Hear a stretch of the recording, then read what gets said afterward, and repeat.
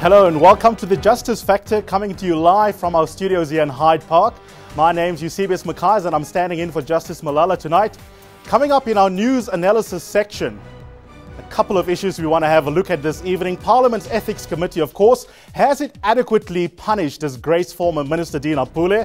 That's our first question we're asking. After that, we want to know whether small parties have a fighting chance in next year's elections. Plus, Marikana 1 year later, we get our guests to reflect on what exactly it means, justice delayed for many of the miners, the ones who are dead, as well as their families. But after that, I asked Advocate Paul Hoffman if he really thinks whether he's got a winnable impeachment case against Justice Mogoeng, or is he just being mischievous? He's in our Cape Town studio.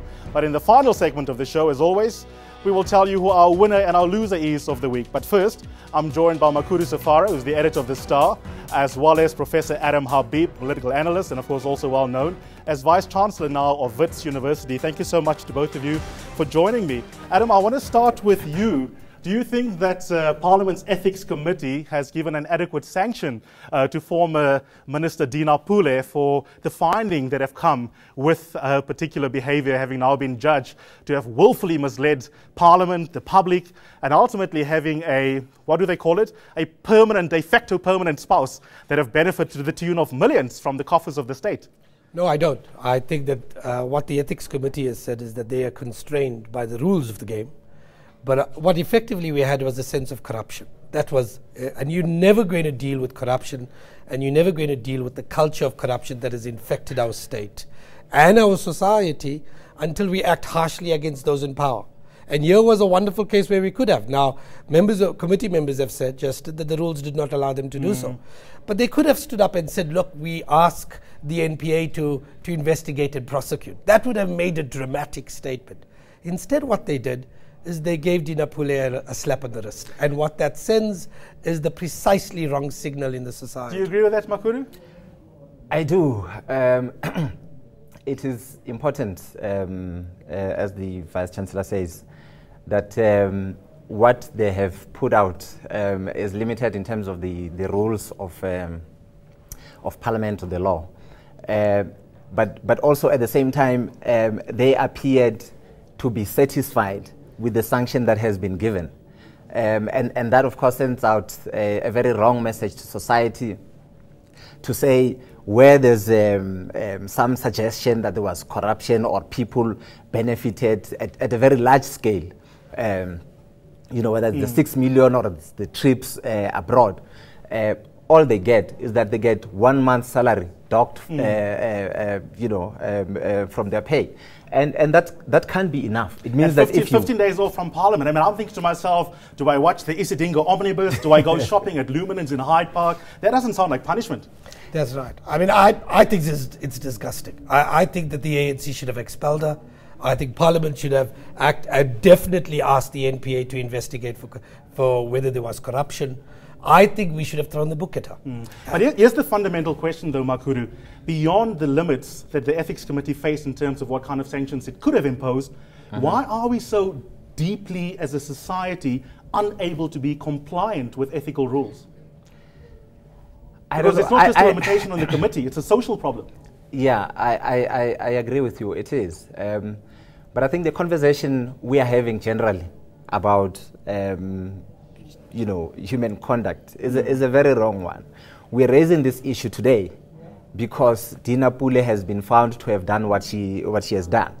And that I think the conversation we should be having is about those rules. To say, even when you remove Dina Pule from the equation, let's have a conversation about these rules and say, absolutely, is it fair for somebody to behave in the manner in which she has done and how other people might behave in the future, and then still say the same thing and say we're limited by this kind of things. I mean, if you look at what's happening in the Western Cape, for example, today there's the news about Tony Yangeni and... Exactly. There's a perfect example of how rules don't incentivize people to change their behavior. Exactly. Because, you know, if you look at that case, you'll find that we were there not long ago. And because the our attitude to the rules. It's the same thing with the so-called ministerial handbook. Yeah. That, you know, every time a minister is appointed, you know, that's when we react and we say there's something wrong with this.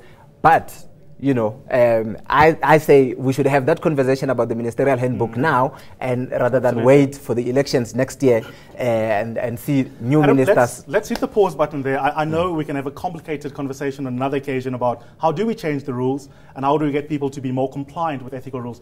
Another item in the news, of course, is the PAC at a conference over the weekend.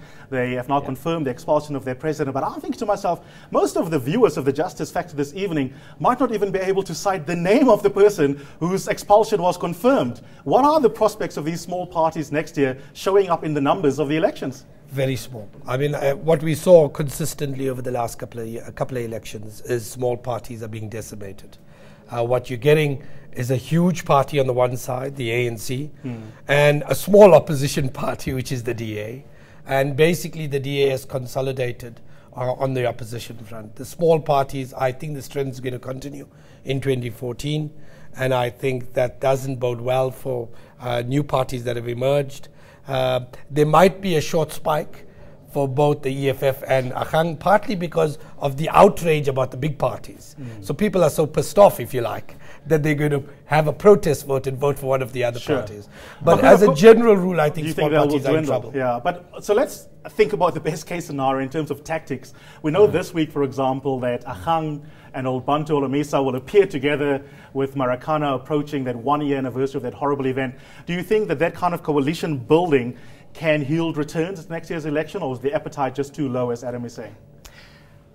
The problem I have with that is that even those who came together to come up with the Agang are now sort of defining themselves in that realm of small parties by coming up with these associations and clubs and arrangements with small parties. They're saying as small parties, they're defining themselves. Sure. They're not projecting that confidence that's required of people who say, here we are and this is who we are, and we are preparing to take on the big party, probably do a matcher or even win. But they're saying, yeah, perhaps in the Eastern Cape, because Bantu Holomisa once had this number of votes, if we club together, where they that kind of approach. Also nostalgia, but will it really work, though, is the question. In the final 2 minutes that we have left, Adam, I think it would be remiss of us not to reflect on that horrible Marikana massacre that happened a year ago. I don't even know where one starts, because Marikana, for me, brings up so many broader issues about society, and I'm just going to leave it there. What does Marikana conjure up for you as an analyst, but perhaps even more importantly, as a citizen? Well, it speaks about injustice. It speaks about the fact that the victims of Marikana have not been compensated yet. It speaks about the causal factor of Marikana, which is inequality, has not in any serious way been addressed yet. And the problem is, Marikanas are going to continue to happen unless we tackle those core problems. Makhudu, for you? Now, for me, it's what it means to be powerless. It's the powerlessness of the masses. Okay, they have power in the sense that if they decide to vote and organize themselves, they can have an impact. But as it is, if you look at what's happening before the commission, here they are as people who, if you look at the documentary that was flighted on this channel, people who were shot, and all of us looked at this thing, and there's a woman in there who says, that's my husband that I see dying on TV, but what happens after that?